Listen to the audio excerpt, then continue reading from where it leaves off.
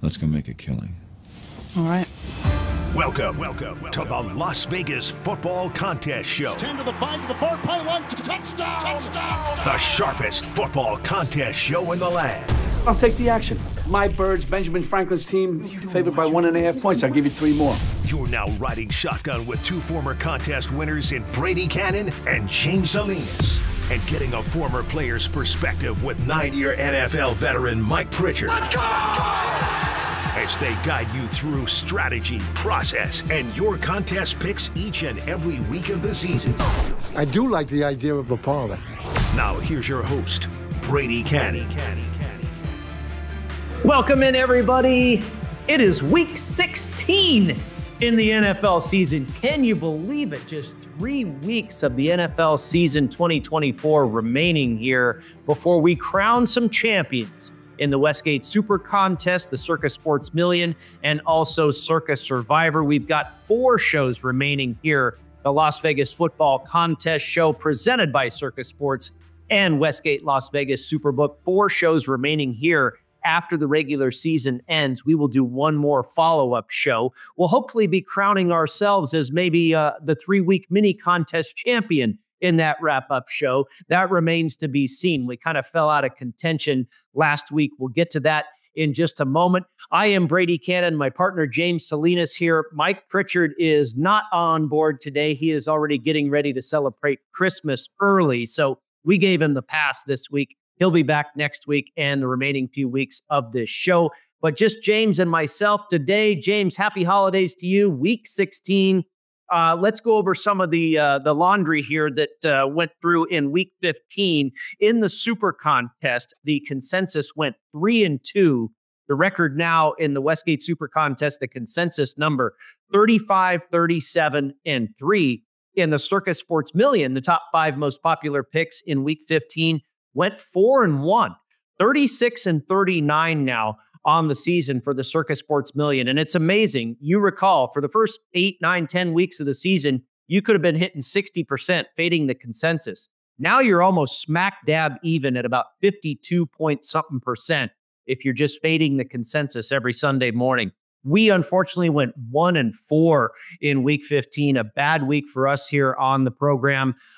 It's down to the 3-week mini contest and the super contest for us if we're going to come away with any cash this season. Circa Survivor, speaking of cash, that ticket that you purchased for $1,000 over the summer is now worth almost $300,000, $285,000 plus. If you've still got an entry alive, 50 people do. 50 entries remaining in Circa Survivor. Not a whole lot of carnage in this contest over the last handful of weeks, and our man Paul Bovey still alive. All right, James, again, happy holidays to you and your family, my friend. Good to be here with you. Let's dive in. We've got Saturday games, Monday games, and everything in between this week here in the NFL. First game on the board, Chiefs laying 3 at home to the Texans. And again, the Chiefs continue to find ways to win, Brady, but don't typically cover. Now, last week on the road, did cover as a sizable favorite at Cleveland. And really, well, we've seen this with a lot of teams, thanks to Jameis Winston keeping him in it. We won't see Jameis Winston this week unless it's due to injury. We'll get to that game here briefly. But thinking about where the Chiefs are, Chiefs competing and fighting for that number 1 seed, obviously right now lead the conference with only 1 loss, that 1 loss being to Buffalo, and that's the team that's trailing them. So Buffalo with that tiebreaker. And I think we see the Chiefs feeling, even though they've got the best record in the NFL, still feeling a little desperate.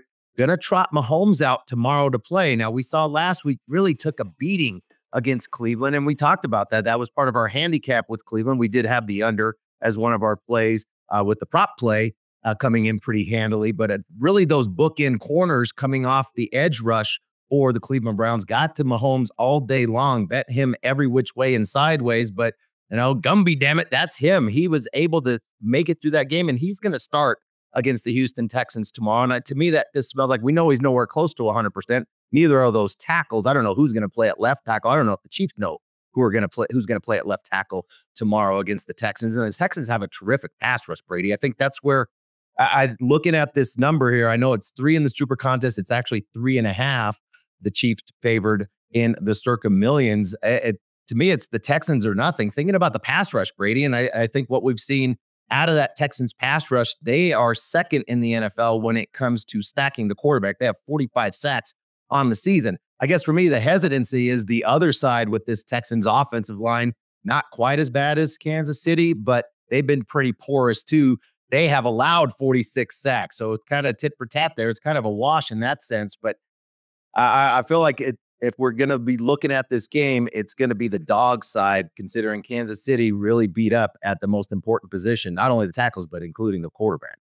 Yeah, I agree with you. I mean, these Chiefs, they just continue to find ways to do it week in and week out. You know, a little bit smoke and mirror-ish, I believe. This team does not look anything close to a 13-1 team, in my opinion. And I did not do anything in my number crunch this week. You know, when I kind of guess what I think the line is going to be, and then I run all the stats and what they spit out at me, I didn't do anything to adjust for Mahomes yet. And it looks like I won't have to, because it looks like we're going to see him in this game. So I just went through my regular procedure, and I came out with the Chiefs as a 1.5 point favorite, not 3, not 3.5. I mean, to begin the week, they opened up as an underdog, and the Texans were favored here. I think this is a real tough spot for them where they could suffer that second loss of the season, and nothing would make the Buffalo Bills happier. I don't know if we're going to get to the window here, James, or if it's going to make my card, because it's hard to go against the Kansas City Chiefs. We tried it last week, and sure enough, what they do, they covered. And it was really, like you talked about, they were beating up Mahomes all day long. I mean, if you told me that the Chiefs were only going to score 21 and we were getting 4, I'd still make the bet. But they obviously held the Cleveland Browns, that anemic offense. Jameis still throwing the picks, to just 7 points. It was ugly. But yeah, I'm with you. It would be Texans or nothing here. The other Saturday game is very interesting as well. I made this number 3.5. When I crunch all the stats, I come out to the Ravens as 4.5 point favorites, but here they are as 6 or 6.5 point favorites, pretty much 6.5 across the board in the live market. And it's been bouncing back and forth really all week long between 6 and 6.5. But we know the history here of this matchup. It's rarely ever decided by more than a touchdown. Typically, it's a 3-point decision. The underdog always seems to cover. And yet we have Baltimore here favored by nearly a full 7 points, 6.5. And there was speculation earlier in the week if TJ Watt was going to play, George Pickens. We know 2 big pieces of that Steelers attack on both sides of the ball. It looks like Watt will play now, and it looks like Pickens will not. The number really hasn't moved. We're still there at 6 or 6.5. I would, in this one, I talk about Texans or pass. For me, James, I think it would have to be Steelers or pass, but it feels scary. I know wise guys are betting the Ravens. I think really it's thinking about the offense for the Pittsburgh Steelers, and without Pickens, the deep threat. I know they have Mike Williams, and he has the potential occasionally to come up with a big catch, but really it Pickens is the deep ball, and that's why they have Russell Wilson in there. He throws a great deep ball, but their offense is really going to be shortened at the line of scrimmage and play action pass now. It's going to be very short passes that he's going to have to throw as Russell Wilson. I know why. I'm not sure why we're not just looking at this number and saying, why aren't we jumping on this? The Pittsburgh's had their number. We know how they rush, and they do a great job historically over the course of Lamar Jackson's career of running a lot of twists, a lot of stunts, staying in the running lanes and getting guys in front in his eyesight. So his passing lanes are always convoluted as well. Something about that number, though, I think it's probably more so for me with Pittsburgh, just feeling like, where are the points going to come from Pittsburgh? And for Baltimore playing at home, different offensively that way. Although I will say this, looking at their injury report, Brady, there's a number of injuries to the wide receiver core. And we know Baltimore is going to be built on rushing the football, but they do have the capacity to throw the ball down the field. Right now, Al Galore is ruled out, and Rashad Bateman has not practiced this week with a foot injury. I suspect he's probably not going to play. So you look at that with beyond Zay Flowers, the other receivers that are on this roster for the Baltimore Ravens, Brady, have less than 10 receptions. So not a whole lot of playmakers out there on the outside.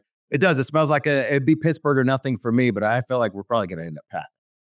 Yeah, we will see if this one makes our card or not. You know, both of these games, the Texans and the Chiefs and the Ravens and the Steelers, high-profile games, isolated, alone on a Saturday, they are going to be bet heavily. And that plays into your contest theory as well. We get into the Sunday slate when we come back with more in a moment right here on the Las Vegas Football Contest Show.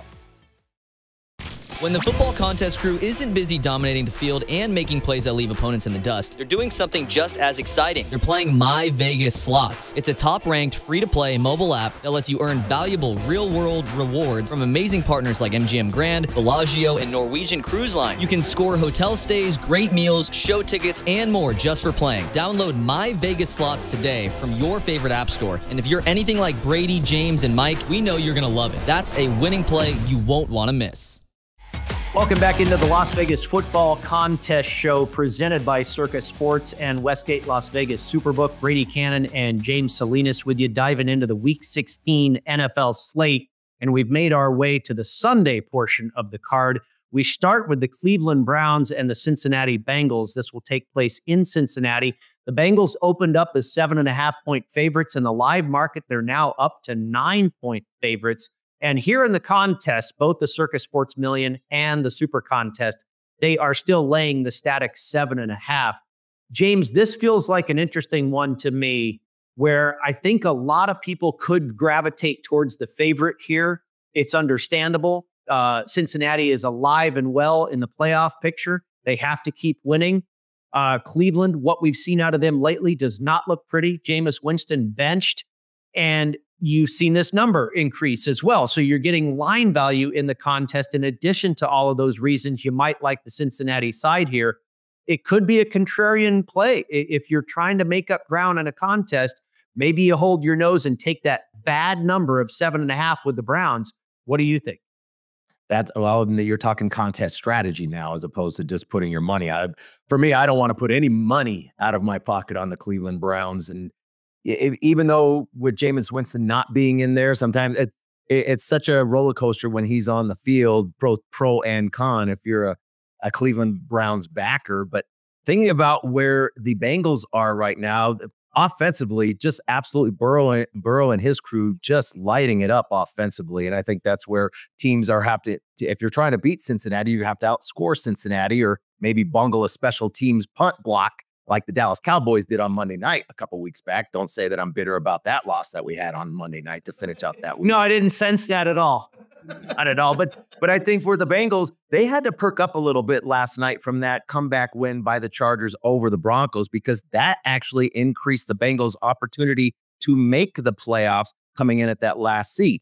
Why? Because yes, they have to win out, but they needed some help, in particular to have Denver lose, because they have Denver. They host the Broncos next week, and with Denver losing that game, Denver's still got a very challenging 2 games ahead, not only having to go to Cincinnati, but then the final weekend having to finish up hosting the Kansas City Chiefs. And we'll see where the Chiefs are. The Chiefs may be feel like playing for the number 1 seed to close out the year. So a lot to play for. And I think for the Bengals, offensively rolling all season long here, I just don't see any which way outside of contrarian play for a contest strategy, like you talked about, Brady, that I can be involved with the Browns at this point. Robinson, DTJ coming in he's really a rushing quarterback. Can't throw the ball. I think he's got 7 interceptions and 1 touchdown pass in his brief career with the Cleveland Browns. It's going to be Cincinnati or pass for me, Brady.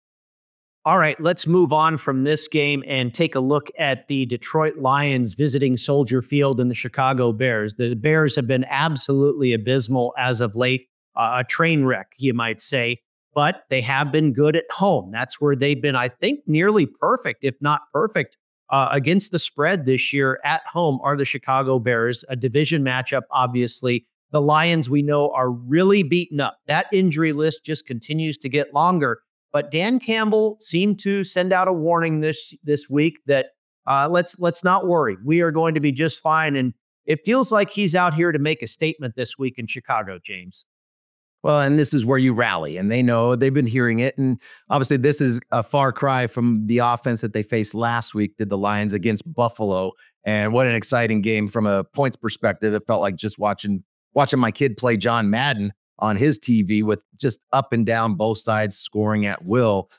Definitely not the case with Chicago. And that's really what it's going to be Detroit. I can't make a case for Chicago. I know it's a divisional game, Detroit going outside, but they play well outside. They play well. Think about that game last month in Green Bay. It was awful weather, a downpour and they dominated that game to the Detroit Lions at Green Bay against the Packers. And I think for this matchup here, just thinking about, and I know we can be sometimes prisoner of the moment of seeing, this having an influence on what we saw just recently and that little recency bias. Well, for the Bears, the recency bias has been week after week after week of what a bad football team they are, but in particular offensively, and seeing the body language. Now, I know Caleb Williams took a beating last week against the Minnesota Vikings, but you're the face of this franchise, and you've got to be the one to, keep your helmet on. I know you're in pain, it's banged up there, but he's wincing around, laying around on the bench. Like, there's got to be something when it comes set for leadership and your body language. And even though your body's hurting, and I know he got hammered in that game,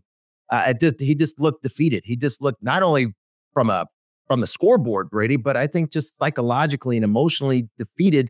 Just losing takes its toll. And when somebody that's used to winning everywhere he goes and now come to the NFL and losing the way that they have and taking the beating that he has, all of a sudden, how to pick themselves up when you're talking about a wounded Lions team, still with plenty of talent offensively. The one place they are, we talked about the injuries, Brady, but they are healthy on the offensive side of the ball. Both, they were questionable when it comes to their line. Their line is fully healthy coming in this matchup. I kind of like the Detroit, the wounded Lion in a sense here with the Detroit Lions, even though they're a favorite. I like them on the road against Chicago. Yeah, I kind of agree with you. I think Campbell's comments, and it seems like the overall narrative now on the street is, okay, Philadelphia is in the Super Bowl. I guess that's how it's going to go. I'm not ready to just count out the Lions just yet. So we'll see what goes down in Soldier Field. And you talk about Caleb Williams. You can also talk about that rookie wall. He's used to playing 12 games in college. Now we're talking game 14, game 15, what have you. So that could be part of it as well. Let's talk about one of the biggest spreads of the week, likely a popular Circa Survivor pick. We will get to that a little bit later. The Buffalo Bills laying 14 points to the New England Patriots. Another divisional matchup here. We saw the Patriots get clobbered by the Arizona Cardinals. Last week, you talk about the Bills and the Lions. What an incredible football game that was. What do you do with this one? Do the Bills keep it going, James?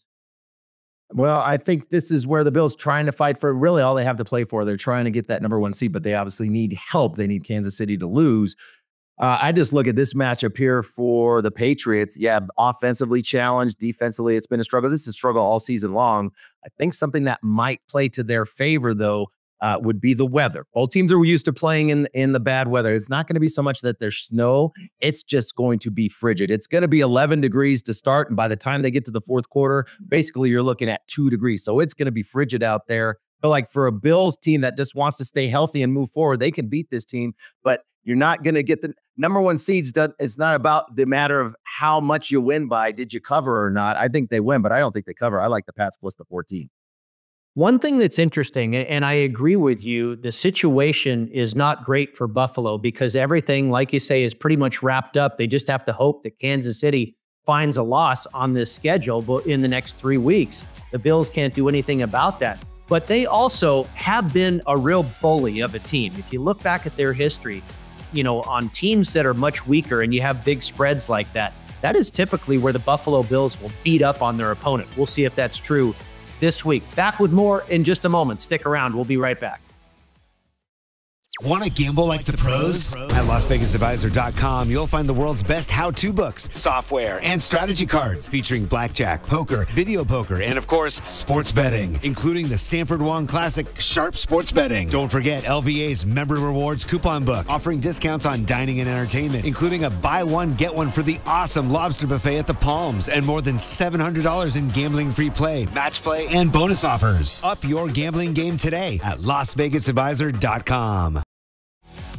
Welcome back into the Las Vegas Football Contest Show presented by Circa Sports and Westgate Las Vegas Superbook. Brady Kannon and James Salinas with you, plowing through the Week 16 NFL card. And we've come to a good one, an NFC East divisional matchup and same season revenge on the line for the Washington Commanders as they try and return the favor to the suddenly Super Bowl favorite, I guess, from the NFC division or conference anyway, the Philadelphia Eagles, the red-hot Philadelphia Eagles, a road favorite here, James, laying 3.5 in both contests. I don't know if I've seen a 4 tick in the live market. We've seen it come down to 3, kind of bouncing around all week long between 3 and 3.5.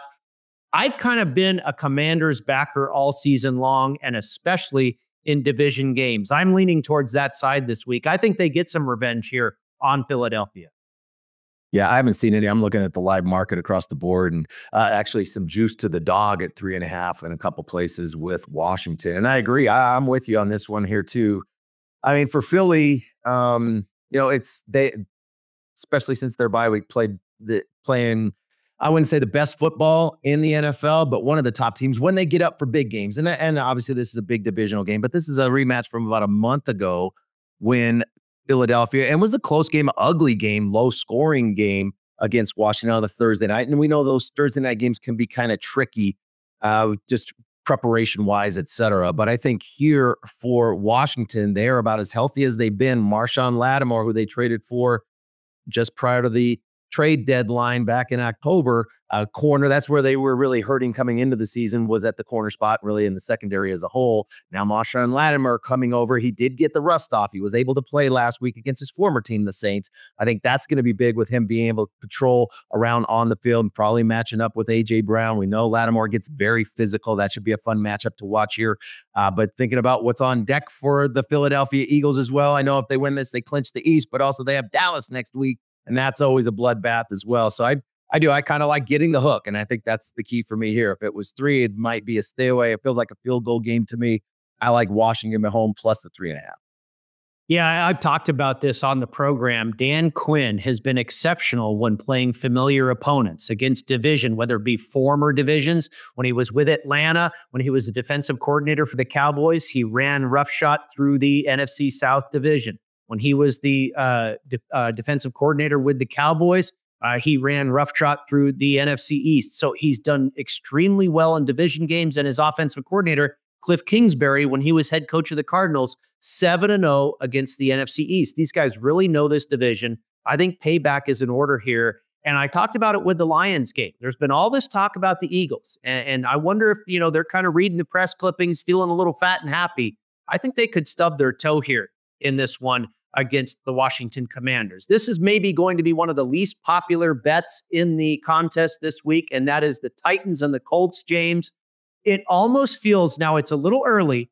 We typically get these in week 17 and certainly week 18, but this is a must-win situation for the Indianapolis Colts if they want to make the postseason. What do they say about must-win teams? They must not be very good because they wouldn't be in this situation if they were any good. And it seems like the Titans are an attractive play against the number every week, but I could only go that way once again here.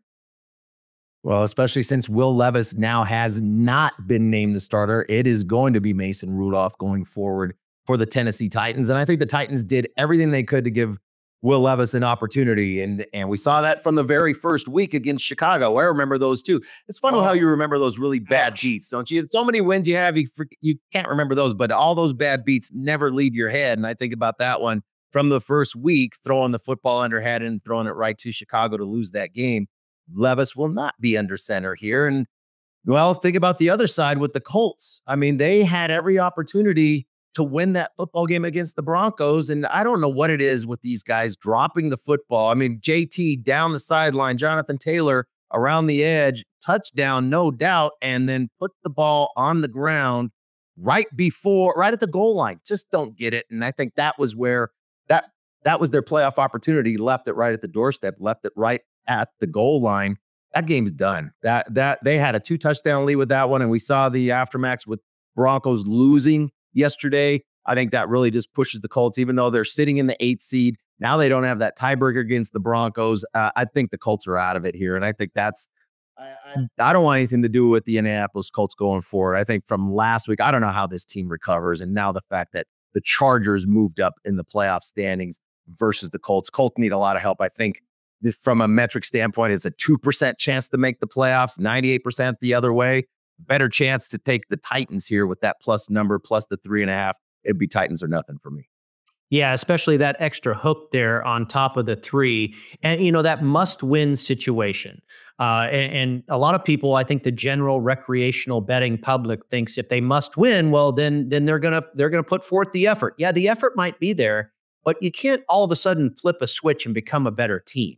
And I don't think the Indianapolis Colts are very good. And I think this is yet another opportunity where the number looks attractive on the ugly Tennessee Titans. We will see. When we come back on the other side, we're going to shift gears and talk Circa Survivor. Our friend Paul Bovey is still alive. Stick around. We'll be back with more on the Las Vegas Football Contest Show.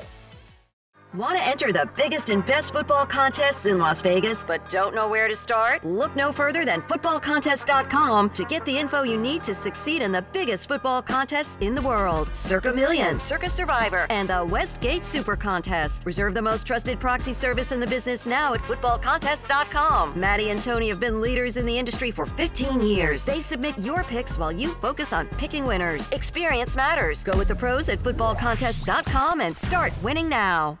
Looking for your next ultimate golf experience? Discover Bali High Golf Club, a tropical paradise on the Las Vegas Strip, featuring lush greenery, water features, Balinese tropical plants, white sand, and black volcanic rock, creating an enchanting atmosphere. Bali High creates a memorable golf experience for a typical foursome, a group celebrating a bachelor or bachelorette party, or your next corporate outing. It's award-winning golf on the Strip, Vegas style. Book your ultimate golf experience now at BaliHighGolfClub.com.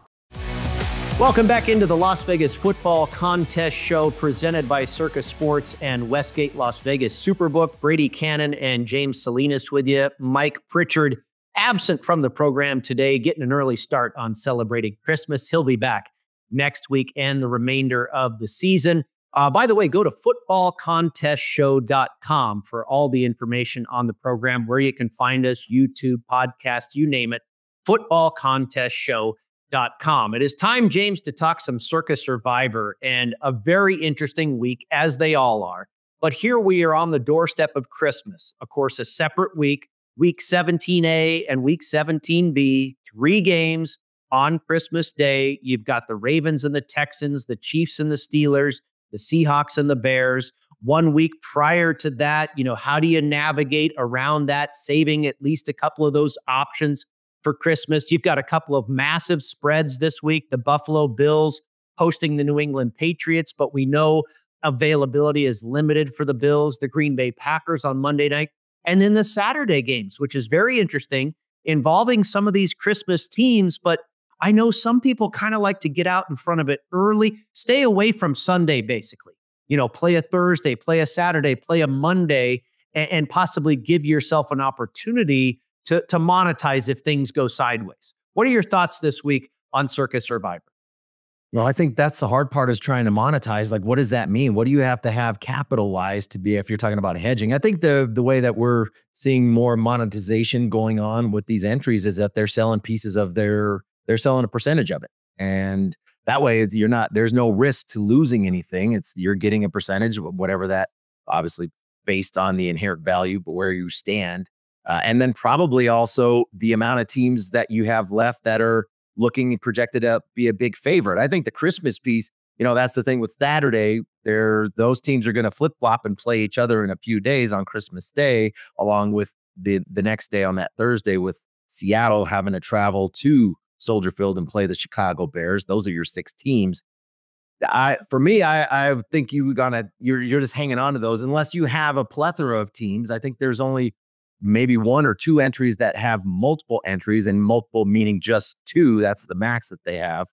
Probably hoping to get through this weekend. And then, maybe the strategy is, if you have the 2, be able to play opposite side and play both teams within the same game on a Christmas Day. But beyond that, looking at, obviously, the biggest spread on the board is going to be the Green Bay Packers, 14.5 in the 2 respective contests, hosting on Monday night, hosting New Orleans, who absolutely, I don't even know who's going to play. Is Bobby Abar coming out of retirement, put us like quarterback? I don't know who's going to play. I mean, it's just unfortunate for injuries happen in this league. We know that, but projecting out to Monday Night Football, where the Packers stand right now, competing not only potentially to win that NFC South or NFC North division, but then having an opportunity to just beat up on the Saints. I think the Saints left it all on the field last week. A little aid from the refs and their clock management from that game against Washington. But, beyond that game with the Packers as the largest favorite on the board, looking at some other teams out here, another big favorite. Now, this is a wild one. We talked about the Bills earlier, but looking at down the list a little bit as far as favorites go, the Falcons at home laying 8.5, now with a new quarterback, no longer having to deal with, well, you got Michael Penix in there. And could we be any worse than what we've seen the last, 6 weeks, I think, for the Atlanta Falcons from an offensive standpoint with Kirk Cousins, just completely no confidence. That is not the same quarterback we saw back in the early part of September, throwing for 500 yards on Thursday Night Football, just a crash and burn for the Falcons offensively there. Well, I think there's nowhere else to go but up. Do you take a shot and take a chance and use the Falcons in this spot with Michael Penix? We know the Giants. Who's going to be quarterbacking for them? Phil Simms going to come out of retirement and match up with Bobby Hebert coming on the other side with the Saints? I don't know who's going to play quarterback for the Giants. Tim Boyle? I don't think we want to bet with anybody. Do you want to take any team that has a quarterback named Boyle? No, I don't. Whether it's a Zit, a Pimple, a Boyle, I don't want any of them. Well, I tell you, I do want to ask you, this game is really ugly. Atlanta and New York. I mean, you've got to have some huevos if you're putting a $14.2 million risk on Atlanta at this point. A ton of people have them left. Of the 50 entries still alive, I think there's 46 or something that still have Atlanta. Will they take advantage or will they use that team this week? I don't know. You have to believe the Packers will be the most popular pick. I think still about half the field has Green Bay left. And this is something we talked about, James. This time of the year, I think it's after week 10. There's a historical trend here. And it makes sense because the weather aligns with, right around Thanksgiving. When you get to week 10 or so in the NFL, we get to mid-November. Teams that are from a dome go to Lambeau Field. Their record against the number, I believe, is 30%. The Packers are covering in those situations close to 70% of the time. Now, we've got a dome team coming from a warm weather part of the country, going to Lambeau in, late December. All the cards line up for the Packers to win this game, but will they cover? That number is huge. And I know there's nobody. I mean, Kamara, Derek Carr, we don't know who's going to play for the Saints, but could you lay the number as well here, James? Well, I think if you get to 14 points, you probably at least push. At least with the SuperContest sitting at 14. I don't know where any points are going to come from for the New Orleans Saints. No quarterback, no rushing game. You don't even have Taysom Hill, who was a big part in a lot of different packages. And I think they did a really good job, did the Saints, in the middle of the season, finding creative ways to not only have Taysom Hill snap, getting the football and being, rushing as a quarterback, but also splitting him out and being a receiver. Don't have that option either. Maybe Olave comes back off. He's been on IR with a concussion. I don't know why you would bring him back at this point. I think it's just a full sell. You're going to have a whole new coaching staff there. I can't get on board. There's nothing about that number outside of the numbers. Sometimes you're playing numbers. Sometimes you're playing teams. Here, I don't like the number based on the team and the situation. Although you talked about the weather, considering this deep into December, the weather's actually going to be kind of balmy in a sense, relatively speaking, in Green Bay. It's going to kick off at kickoff. It's going to be 31 degrees at kickoff, no wind to speak of. So it's actually not going to be a cold weather game on December 23rd, which is kind of interesting, but more so here. No, I couldn't do it. I think you get to 17 points. The Packers cover. This may be a shutout, and that defense may want to find a shutout, even though they're going to be pulling plenty of backup to play in that second half. The only way you lose that game is a back door, but I don't think it comes anywhere close. That back door gets slammed shut on the front end of that first half. I think the Packers run away with this one. James, you have to believe another popular pick this week will be the Cincinnati Bengals. We talked about this game early on in the program here. You like the Bengals side. That offense is really starting to click. Now, you could argue that you have that must-win situation. It is certainly a must-win for the Cincinnati Bengals. We oftentimes like to go against those teams that are in that must-win situation. But, Cleveland is so decimated on the other side. Jameis Winston, who looked good for a minute, became god-awful with the interceptions. Now you've got DTR, a local kid from Bishop Gorman High School here, went to UCLA, Dorian Thompson-Robinson at the controls, and Njoku is questionable. I just don't know if Cleveland has anything left in the tank. I'd imagine the Bengals are going to be a popular play this week in Circa Survivor as well.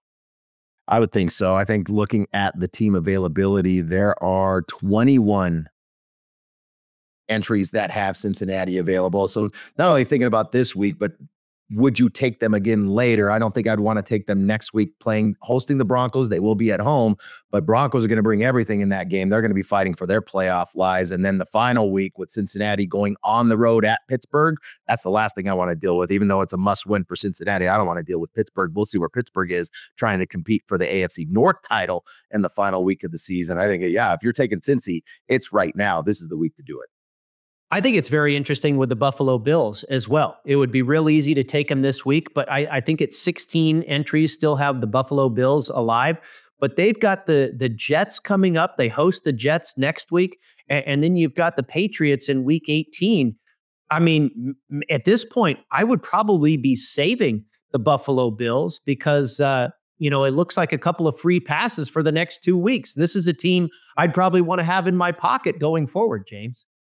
Absolutely. So thinking about next week playing the Jets, you think Aaron Rodgers wants what are we going to see out of the Jets going forward or that final week, especially if they have it on the line trying to get that number 1 seed in the AFC? Yeah, I'd be saving the Bills for either of the last 2 weeks of the season. And that might just be the strategy for those 16 entries left that have the Buffalo Bills. Back to the against the spread perspective when we return.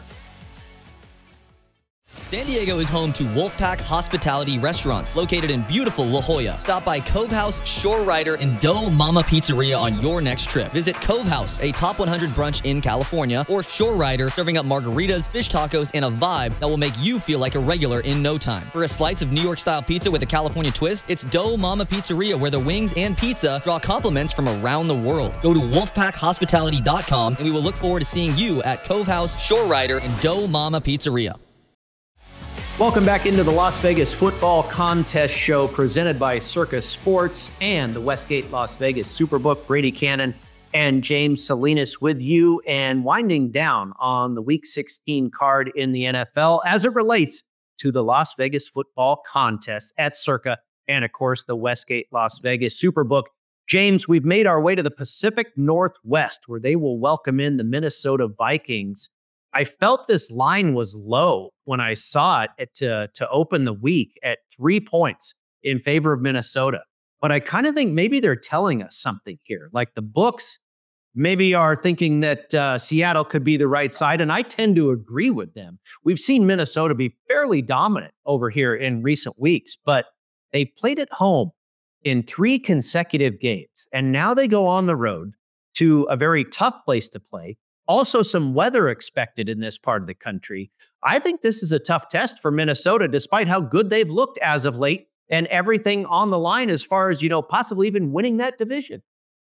Well, you said playing at home in the Dome did the Vikings, and they handled their business and won the games that they needed to win against some bad teams, in particular Chicago, what we saw on Monday night, and the lack of any really kind of competitiveness coming from the Bears in that game. And then the Falcons and Kirk Cousins, we've documented that already with how poorly he's played the last 6-7 weeks for the Atlanta Falcons. And then did come from behind against the Arizona Cardinals in that game, the first one of that homestand. But now going on the road, facing a Seattle team. You mentioned the weather, Brady, and I'm looking at the weather report, and it says definite rain. And we know what that looks like in Seattle. That stuff can move sideways, but when it's wet, you get wet.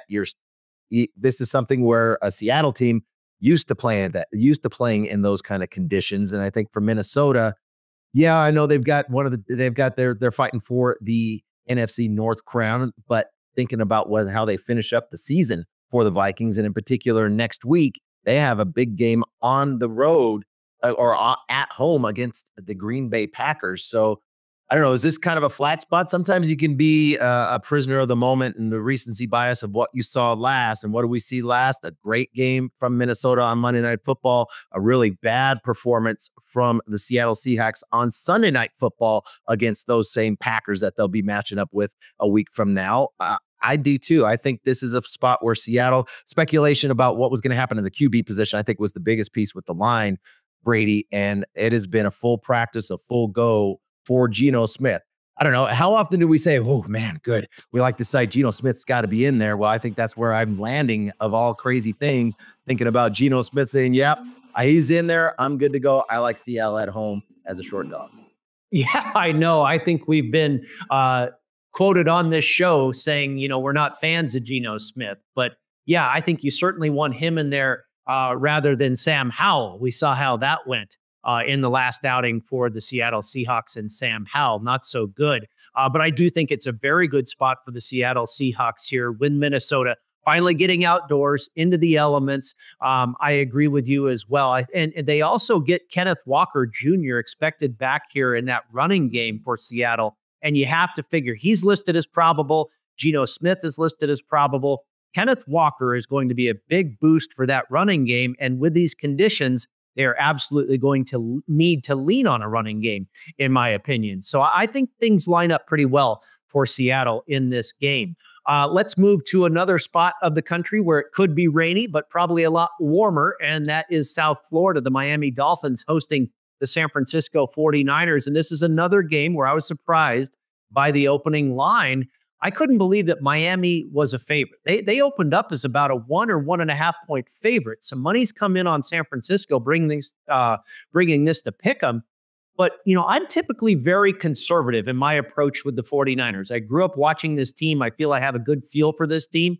And I still felt that this would be a 3-point favorite in San Francisco in this game as a road favorite. And I know they've been awful, but I still think they're a lot better team than Miami, certainly talent-wise. We don't know who's going to suit up at running back or wide receiver or on defense, but it feels to me when nothing's on the line anymore for San Francisco, James, the season is over. That's probably when they're going to show up and put together a pretty good effort. Although, what is the weather? They're down in Miami Beach. That's a wholly different beach down there in South Beach in Florida, as opposed to the Pacific Northwest or the Northern California where San Francisco is. I don't know. This is where, again, trying to figure out where teams are at from a psychological perspective coming into these games. San Francisco, ton of pride. We saw that against a competitive game against the Rams last Thursday night, but I think we also saw some shortcomings out of Brock Purdy. He's not healthy. Purdy is not healthy. You could see he just did not have the arm strength to push the ball down the field, especially in that second half. So the playmakers for San Francisco, obviously running back position is completely decimated. Left tackle's not going to play. I don't think Bosa's going to play either. And then the Miami Dolphins, where's their headspace? Terrible performance last week on the road at Houston, especially from Tua. Tua had been playing really well since he came back from his concussion protocol and got out there 15 touchdowns, only 1 interception. Well, that's scratched. That's gone. It was a terrible game out of Tua. He doesn't have the ability to push the ball down the field either. I'm not sure where the points are going to come from in this game. I think collectively for both these teams, kind of similar styles offensively, kind of mirror each other. I think that's where I'd be leaning more towards looking at. If I was playing this game, I don't want to play in the contest. I'd be looking more so towards the under here, but that's already been hit hard too. Opening at 49 down to 45, probably no play for me in any capacity in this game. James, what about right here at Allegiant Stadium down the street? I'm not sure how many fans will be there. Jacksonville Jaguar fans or Las Vegas Raider fans. It's a very unpopular game, I imagine. But Aiden O'Connell figures to be back in the saddle at quarterback for Las Vegas, and that's a big difference versus Desmond Ridder, who started the last contest in yet another losing effort for Las Vegas. Still no Max Crosby, but a positive that they get O'Connell back here. And we've seen out of the Raiders, the one thing they're not able to execute, they just don't have the horses to be able to finish in that fourth quarter. But they've been playing hard. They've been competing. And sometimes you're going to see some of these teams pack it in at this point in the season. I don't think that's going to be the case for the Raiders. I think they continue doing what they're doing here. I look at on the other side where the Jacksonville Jaguars, what are they going to come in on the road? I mean, they're going to Vegas. There's not going to be a bed check. Maybe you roll into Mandalay Bay or they're going to be making it rain. Maybe it's a rainstorm coming to Vegas from the Jacksonville Jaguar players enjoying the Las Vegas Strip come Saturday night. I don't see why they show up and want to compete in this game. I do. It's weird to say it, but I like the Raiders here. I don't care about getting that number one draft pick. The players don't care. The coaches don't care. They're not going to be there next year. I think we see another continued competitive effort. I like the Raiders as this short home favorite in this matchup against the Jags. Yeah, it could be happy action fun time here for a lot of players that are playing for next year, coaches that are probably laying up status at this point. Vegas flu. There's a lot of some wild stuff going on here in this game. It looks like a very unattractive game, but it could be a wild one as far as betting goes. We'll be back to wrap it up in just a moment. Steiner's, a Nevada-style pub, invites you to play the best keno and video poker in Las Vegas. Promos are how we roll, so make the most of your gaming dollars with ongoing promotions, daily free play, bonuses, and more. With a chance to win Knights, Raiders, Aviators tickets, and big money with all those jackpots. It's not only great gaming at Steiner's, it's the 24 awesome rotating draft beers and the best appetizers to match. Steiner's, the Nevada-style pub, with 3 locations across the Vegas Valley. Steiner's, I love this place. Welcome back into the Las Vegas Football Contest Show presented by Circus Sports and Westgate Las Vegas Superbook. Brady Kannon and James Salinas here with you for the final segment when we release our picks, our selections for this week's football contest right here in Las Vegas. The Circus Sports Million and the Westgate Las Vegas Super Contest. We begin with the Super Contest selections. We're going to go with the Bengals. And this is likely going to be a popular pick, some line value in the contest versus what the live market is, laying 7.5 at home against the Cleveland Browns. We're going to take all those 14 points with the New England Patriots on the road in frigid Buffalo, New York, there against the Buffalo Bills. We're going to take 3.5 points with the Washington Commanders hosting the red-hot Philadelphia Eagles. We'll see if they can get that same season revenge, the Washington Commanders, and stay alive in the NFC playoff race as well. Seattle will take +3 with Geno Smith and company hosting the Minnesota Vikings. And finally, right here in fabulous Las Vegas, we'll lay the 1.5 points with those ugly Las Vegas Raiders. We'll see how that works out. And for the Circus Sports Million, it's exactly the same. The Bengals, the Patriots, the Commanders, the Seahawks, and the Raiders, no difference in the point spreads this week for those particular 5 games in either contest. And for the Dom DeMarco's Pizza Money Prop Play of the Week, this has been about our most successful venture the last handful of weeks. We've been nailing these babies, and we've kind of gone away from the prop market and hit a few totals as of late, and we're going to go that direction again right here in Las Vegas once again. The ugly game on the card, we've got more than one bet on this ugly contest between the Jags and the Raiders. We're going over the total, over 40.5 points here between Las Vegas and Jacksonville. James, we talked about we like the effort that the Raiders are putting forth. What do you think about this game going over the total? Why does anybody want to play any defense and tackle anybody out here? Business decisions for sure on the defensive side for both of these teams. And you think about where Jacksonville is. I mean, if you compare both rosters, I think by far the more talented team is going to be Jacksonville, and defensively for sure as well. But this is a team that's got plenty of talent, but they haven't been connected. So I think connection on defense, chemistry on defense really matters. And in this case here, if you've seen Jacksonville play, and even you can read into the numbers, and I'm not a big numbers guy, but you're looking at playing overs. And typically, Brady, I'm the one that's advocating for the unders, totals going under, player props going under, those types of things, betting against human achievement. Well, that's exactly what the antithesis of what Jacksonville's defense has done. They allow the most human achievement in the NFL when we're talking about explosive plays. Explosive plays being either 15-yard rushes or 30-yard pass plays. They lead the league as far as the defense goes in allowing those explosive plays. 89 explosive plays has that defense allowed. So when they allow them, they give up big plays and 16 touchdowns on top of that. So I just think there's going to be opportunities for both teams to be able to put points on the board. Hence, it seemed like a small number to me sitting at 40.5. I can only play the over. I like it for our pizza prop play. Yeah, and I'm with you, James. We've actually seen the total go up a little bit. It started out around 39 or 39.5, now up to 40.5. So the market has moved that direction as well. And we're still under those very key numbers as far as totals. 41, 42, and 43 are all very key numbers as far as totals go. I think this is happy action fun time. Like we talked about in making the Raiders one of our contest picks. They're still playing hard, and you've got a lot of guys that are auditioning for next year, including coaches. I don't think a lot of defense is going to be played. The Raiders defense has been pretty decent, maybe one of the better parts of their effort this entire season. But Jacksonville, the defense has been absolutely awful. So yeah, I think this is going to be back and forth, up and down the field. And who knows, we might get to 50 points in this contest. One game we did not talk about, James, that I think is a pretty interesting contest, and it involves a team that is probably going to win the division in the Tampa Bay Buccaneers. This team has been very good. A huge win on the road at the Chargers last week.